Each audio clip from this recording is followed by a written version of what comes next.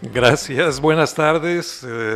También quiero empezar agradeciendo a las instituciones organizadoras la posibilidad de venir por tercera ocasión al seminario y compartir con ustedes algunas ideas que pueden parecer un poco terroristas, pero que tratan de ofrecer una lectura diferente sobre los cambios que se han producido recientemente en el contexto internacional y que, creo yo, se reelija el señor Trump o no, habrán de marcar cuando menos el futuro inmediato de la economía global. Quisiera empezar haciendo algunos señalamientos que me parecen importantes. Ya esta mañana, en la presentación inicial, se decía que las opiniones que externamos acá son exclusivamente individuales, y nada comprometen ni a las instituciones organizadoras, ni a la institución para la cual yo trabajo, así que soy el único responsable de este negocio. Y eso me parece muy importante porque además a esto debo agregar que no soy para nada simpatizante de la administración Trump. Por el contrario, soy tanto crítico de ella como de lo que pasa en nuestro país. Pero esto me parece importante porque hablando de estos temas sobre procesos de integración regional, en más de alguna ocasión he recibido comentarios muy agresivos, tratándome de neoliberal, de agente de Estados Unidos y demás, pero vaya, mi trabajo es tratar de interpretar lo que pasa en el mundo y tratar de acercar a la gente a estas lecturas particulares. Así que lo único que estoy intentando hacer es acercarme a la evolución de la política internacional del gobierno de Estados Unidos en general y de la administración Trump en particular. Y esto me parece importante porque creo que en los años 90, cuando los tres gobiernos de América del Norte anunciaron la negociación de NAFTA, y al mismo tiempo prácticamente los europeos anunciaron la creación del mercado único y de la moneda única, el mundo entró en una fase completamente diferente, que se saldó hasta ahora en la negociación de algo así como 370 y tantos acuerdos comerciales, según las estadísticas de la OMC, y acuerdos comerciales que le dieron una connotación diferente a la globalización, una apertura regulada por acuerdos comerciales bajo las reglamentaciones de del GATT o de la OMC, y que, en mi opinión, estaban basados en un proteccionismo consensual. Los participantes en estos acuerdos se ponían a negociar y, en función de ceder en un interés para ganar en otro, establecieron esas reglas de proteccionismo regional. Los acuerdos creo que han sido mal llamados de libre comercio. Habría que reconocer el hecho de que son acuerdos proteccionistas, ya no en la escala nacional, sino en la escala regional, y que esas eran sus dos características: acuerdos comerciales regionales basados en el consenso. Y hoy lo que hemos visto con la administración Trump es una evolución progresiva de una primera imagen que proyectaba durante la campaña electoral como alguien propenso al nacionalismo y al aislacionismo. Sin embargo, poco a poco, conforme ha ido progresando la política del señor Trump, creo yo que se ha ido definiendo un proyecto regional muy peculiar, diferente a los que habíamos visto hasta hace un rato, y, en mi opinión, su característica distintiva de los acuerdos mal llamados acuerdos de libre comercio es que ahora se trata de un proteccionismo, sí, pero basado en la coerción, en la coerción que puede ejercer el gobierno de Estados Unidos en razón de la relación asimétrica que existe entre Estados Unidos, la potencia más importante hasta ahora, y cualquier contraparte. Yo espero todavía con cierto morbo ver cuál es el resultado de la negociación con China para ver si los chinos son realmente capaces de poner en cuestionamiento esa hegemonía política de Estados Unidos o si van a acabar plegándose también a esa relación asimétrica en el campo bilateral. Y creo que esta es ahora la nueva tónica. ¿Sí?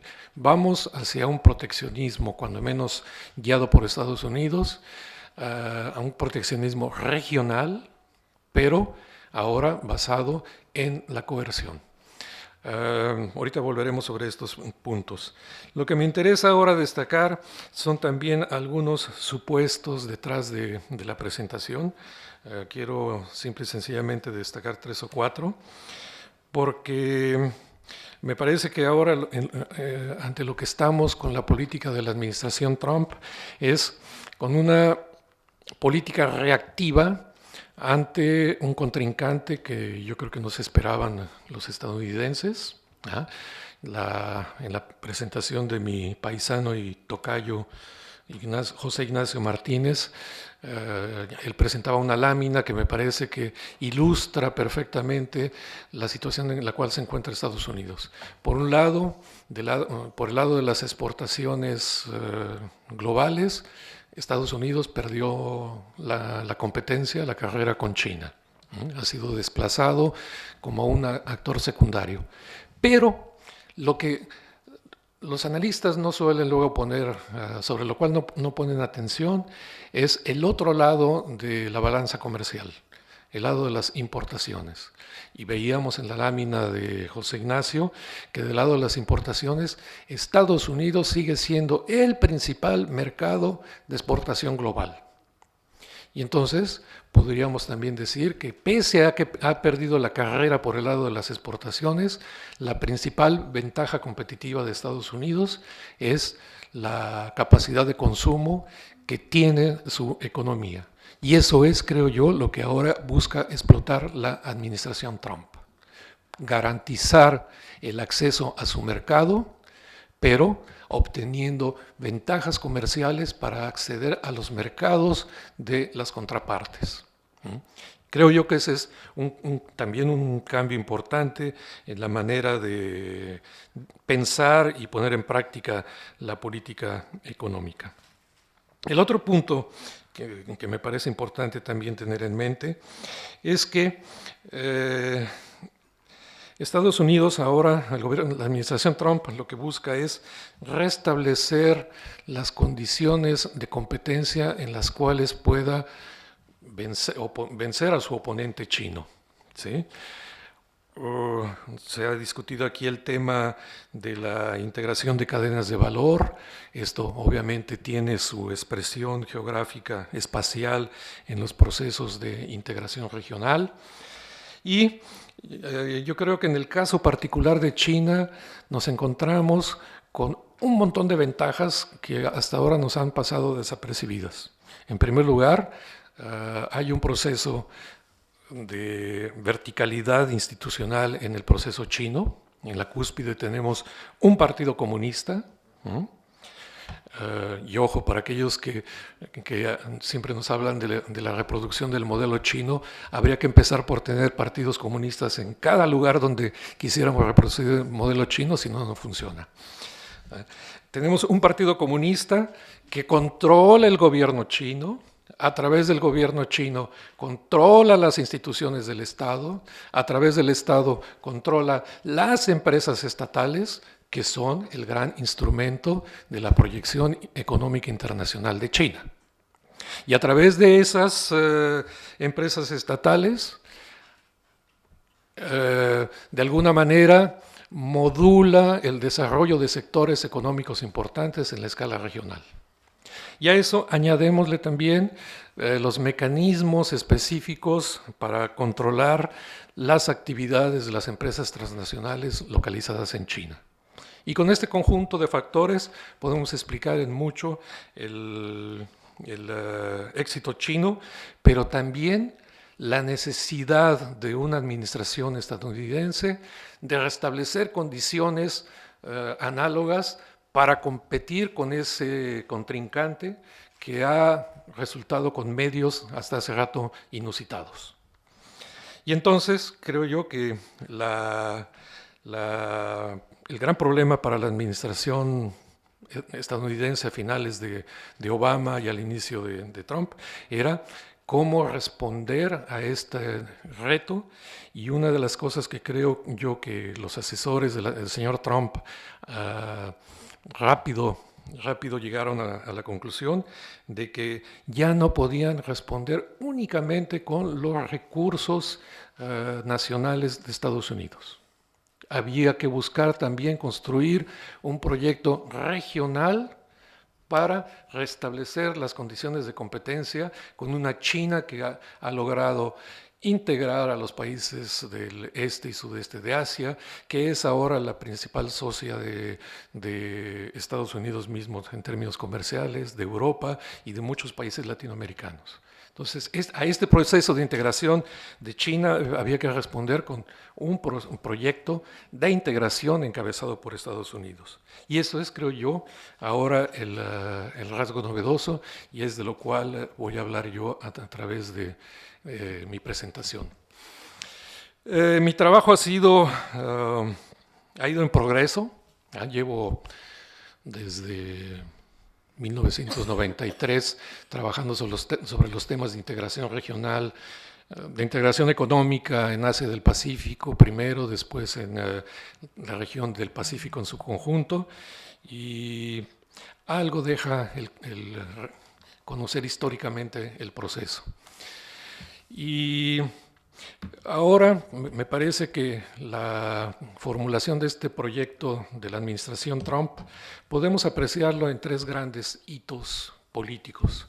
Durante la campaña electoral de la administración Trump, en el 28 de junio del 2016, el señor pronunció un discurso en Pensilvania, donde más allá de medias verdades, acusaciones falsas en contra de su oponente, la señora Hillary Clinton, su marido, el expresidente William Clinton, más allá de todo eso, planteó 7 puntos de su política económica internacional que terminaron siendo programáticos. ¿Sí? Son estos 7 puntos que tenemos. Quizás el menos interesante desde el punto de vista de la política misma es el 2, la designación de negociadores estrictos, pero eso sí, muy inteligentes. Yo creo que han sido muy sensibles a los cambios y por lo tanto han sabido responder a esos cambios con un proyecto propio. Pero ustedes pueden ver, el primer punto era el retiro del TPP, lo hizo a los pocos días de estar en funciones. El otro que me parece muy importante es el uso de la ley estadounidense como rasero para tratar las demás leyes internacionales en el campo económico. Ahorita veremos cómo se expresa este uso de la ley, o cómo parece perfilarse este uso de la ley de Estados Unidos como criterio fundamental de las relaciones de Estados Unidos con el resto de sus contrapartes. Amenazó también con el retiro de Estados Unidos del Acuerdo de Libre Comercio de América del Norte, o si no se llevaba a cabo una renegociación en función de sus intereses. Las últimas 3 medidas iban totalmente en contra de China, el contrincante principal. Se acusaba al gobierno chino de ser un manipulador de moneda y buscaba darle un carácter legal a esa calificación. Buscaba que a través de las leyes estadounidenses o la OMC se fincasen casos en contra de China por lo que él decía que eran las violaciones de los intereses de Estados Unidos. Y por último, la práctica que hemos visto ya de casi 2 años para acá, la utilización de tarifas contra China en función de leyes específicas de Estados Unidos. Insisto, esto es un punto que me parece absolutamente necesario retener. Más adelante, la primera impresión que uno tenía con este discurso es que en efecto Estados Unidos, la administración Trump adoptaba una actitud nacionalista, se desvinculaba de mecanismos internacionales para adoptar una actitud aislacionista. Sin embargo, ya en enero de 2017 anunció su proyecto regional. Decía que era necesario renegociar o negociar nuevos acuerdos, renegociar los acuerdos existentes o negociar nuevos acuerdos, pero sobre la base de mecanismos bilaterales. Y ese es el rasgo novedoso, me parece, porque, insisto, ninguna contraparte puede equilibrar ese desequilibrio enorme que existe con Estados Unidos para cualquier agente gubernamental del mundo. Y anunció concretamente que iba a renegociar los acuerdos con México y Canadá. Hoy el resultado son 2 acuerdos bilaterales que son presentados bajo un solo documento, pero si ustedes leen el título del texto en inglés, van a encontrar con que es Agreement between US and Mexico and Canada and Mexico. Para todo aquel que tiene un poquito de nociones de gramática inglesa, la preposición between entre 3 es incorrecta. Es un error que se les coló ahí a la hora de juntar los 2 textos, porque debían de haberla cambiado, porque era originalmente between US and Mexico, between US and Canada. Entonces a la hora de poner a los 3 debían de haber utilizado among. Entonces son 2 acuerdos bilaterales presentados bajo uno. Anunció del lado de Asia del Pacífico a negociar acuerdos con Corea y Japón. Ya los tenemos sobre la mesa. Y ahora están en proceso las negociaciones con la Unión Europea y en stand-by la negociación con el Reino Unido. Entonces es un proyecto que yo llamaría a la vez regional en la medida que concierne a la reconstrucción de las relaciones de Estados Unidos con sus vecinos de América del Norte, pero al mismo tiempo es transregional en la medida que incorpora países de Asia del Pacífico y países de Europa. En esta segunda fase la imagen era sí ya la de un proyecto de integración económica regional, aunque todavía en ciernes, todavía no se sabía bien a bien qué era lo que buscaba. Y ahora con las negociaciones de los acuerdos con México, Canadá, Corea y Japón, creo yo que podemos ya tener una idea más o menos cabal de cuáles son las intenciones. Y el primer rasgo importante es que en todos los casos, en la negociación, Estados Unidos ha impuesto a sus contrapartes su interés nacional. Y esto se debe, a que Corea y Japón tienen una dependencia militar de Estados Unidos que no han querido perderla y por lo tanto se han visto obligados a ceder en términos económicos. Para México y Canadá la dependencia económica es tan grande que no les quedaba otra que ceder concesiones muy importantes. Y entonces ahora lo interesante es que ese interés nacional de Estados Unidos se pretende alcanzarlo utilizando medios regionales, ya no únicamente los medios nacionales como era hasta hace un rato. Volvamos entonces a cada uno de estos elementos. En el texto ustedes encontrarán informaciones, estadísticas, informaciones bibliográficas para sostener cada uno de estos argumentos. Pero en términos de América del Norte, lo que me parece ahora que tenemos con el nuevo acuerdo de Estados Unidos, Canadá, México, es que Estados Unidos se reserva para sí mismo mercados sectoriales organizados en la escala de América del Norte. Voy a empezar por la parte de abajo. Ya en la presentación anterior se hablaba de esta cláusula, de este más bien artículo 10 del capítulo 32 del acuerdo, sobre el cual Estados Unidos impone a sus contrapartes de América del Norte el no establecer acuerdos regionales, comerciales regionales con países que no son economías de mercado. Y esto yo esperaba con ansiedad ver qué pasaba con la negociación con Japón para ver si también se lo iban a aplicar, y al final de cuentas no, esto no existe en la negociación con Japón. Ha sido de una naturaleza completamente diferente. Y esto es lo primero que mueve a pensar que se trata, sí, de una reserva de América del Norte para Estados Unidos, pero evitando los vínculos de sus contrapartes con Asia, con China en particular. Y ese es el primer aspecto que me parece relevante. El segundo es que también en el corpus del acuerdo hay un artículo que prohíbe a las contrapartes manipular las monedas. La política monetaria es, a fin de cuentas, también uno de los campos de la soberanía nacional, pero con esto se acaba para México y Canadá.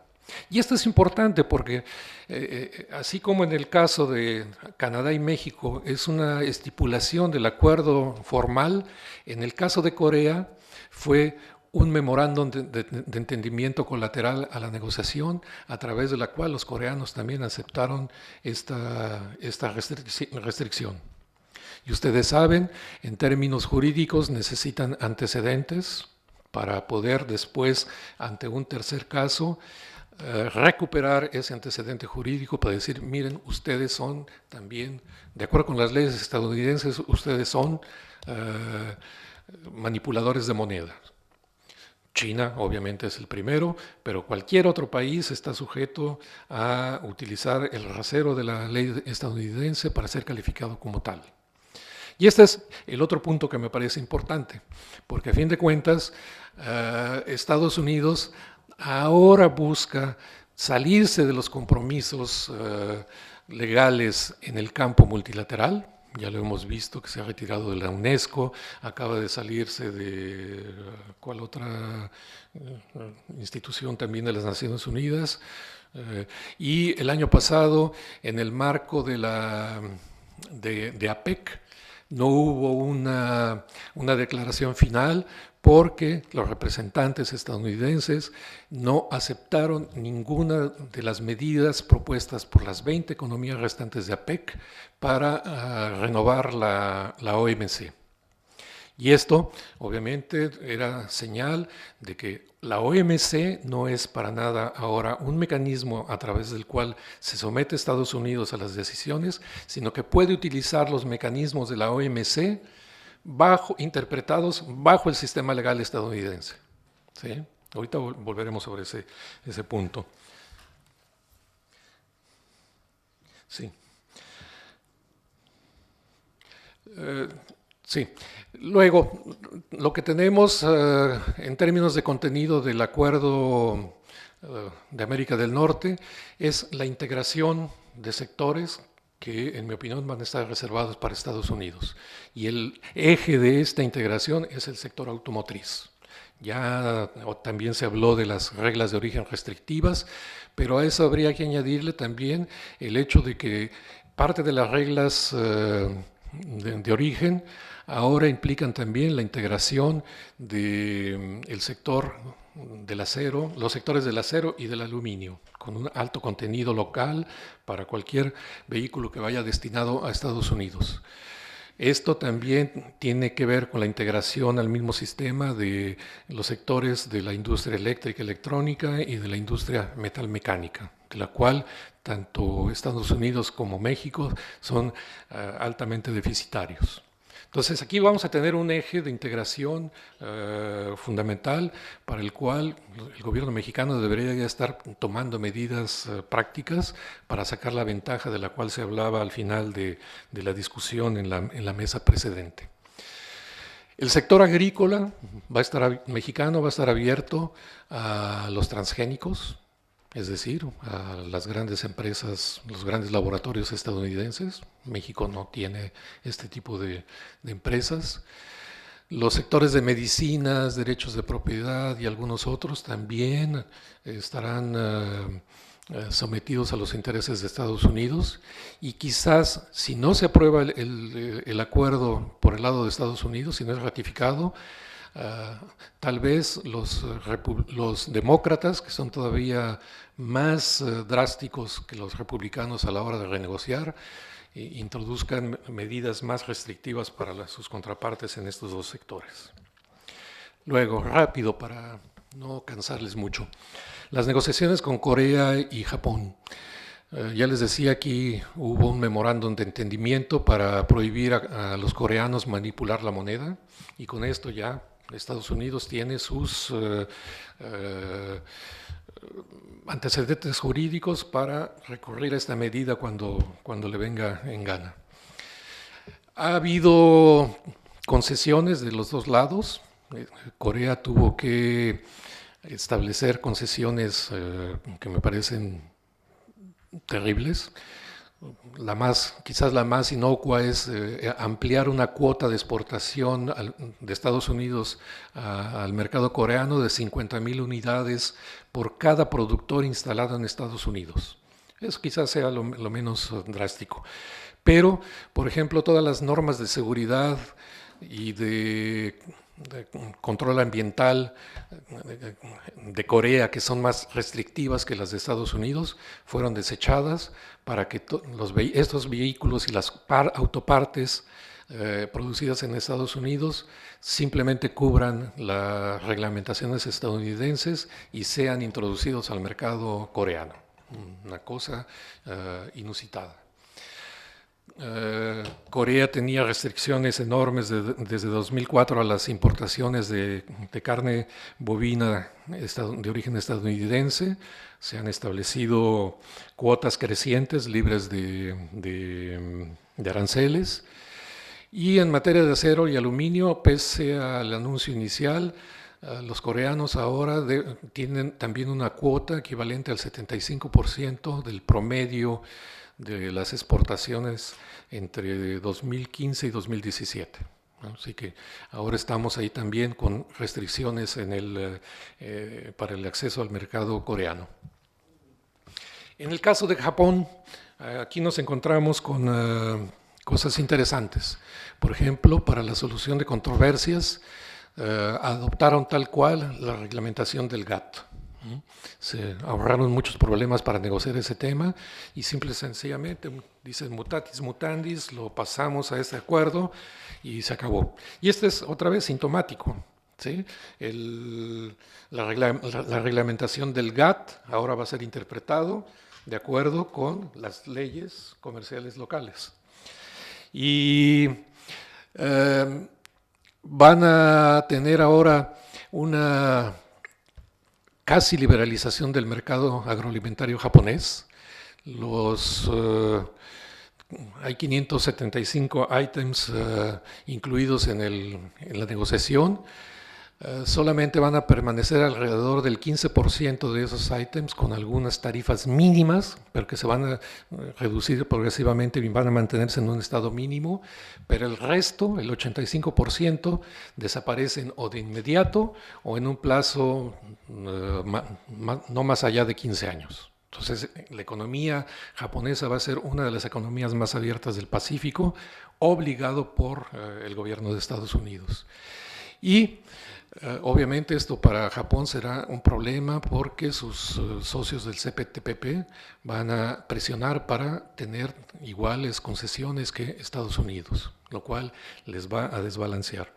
Del lado norteamericano fueron concesiones prácticamente mínimas, fueron simple y sencillamente algunos sectores del sector automotriz, pero de bicicletas, de motocicletas, etcétera. No el grueso de automóviles y autopartes, porque eso ya las tarifas arancelarias en Estados Unidos son extremadamente bajas y prefirieron no tocarlas. En fin, para concluir rápido, parecería ser que las negociaciones en curso con la Unión Europea también han sido difíciles. Habrá que ver hasta qué punto esta negociación, en esta negociación la solidaridad europea se mantiene o si países sobre los cuales va a estar focalizada la presión, Alemania, Italia, Irlanda, se solidarizan y rompen la unidad europea. Habrá que ver hasta dónde llegan.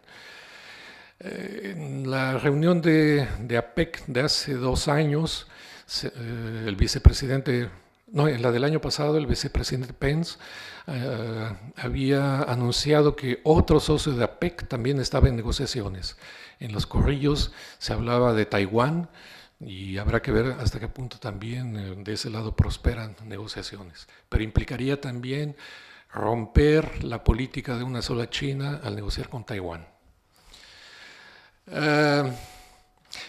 Rápido, para México y Canadá, el gran tema es, a fin de cuentas, fortalecer la relación con Estados Unidos. Están ambas economías ante una gran oportunidad, protegidas por nuevas reglas, y ya lo comentaban en la sesión precedente, para México es una oportunidad de atraer inversiones directas que en el corto plazo lo van a redituar, pero que en el largo plazo se puede convertir en un problema si no hay voluntad para transitar de las fases más elementales de la División Internacional del Trabajo en los sectores clave a sectores donde la economía mexicana pueda añadir mayor valor agregado para exportar otro tipo de mercancías, pero sobre todo para expandir el mercado doméstico. Y en ese sentido, para México es importante ahora buscar redefinir sus vínculos con el resto de las contrapartes de este proyecto, con Japón y Corea en Asia y con los países europeos más destacados. Si no lo hacen, México perderá una oportunidad excelente para consolidar su base industrial. Si lo logran, insisto, los retos serán diferentes, pero podrá beneficiarse de una mayor volumen de inversiones directas. Y finalmente, la vinculación con América Latina, yo creo que en esas condiciones se reduciría a un mínimo posible. Queda por ahí abierta la posibilidad de que se privilegie la relación con América Central, pero otra vez es una vinculación modulada por la política migratoria de Estados Unidos, y a eso ha respondido muy disciplinadamente la administración actual mexicana. Pero con el resto de América Latina creo que la posibilidad de decirle bye bye es hoy más que nunca grande. Muchas gracias.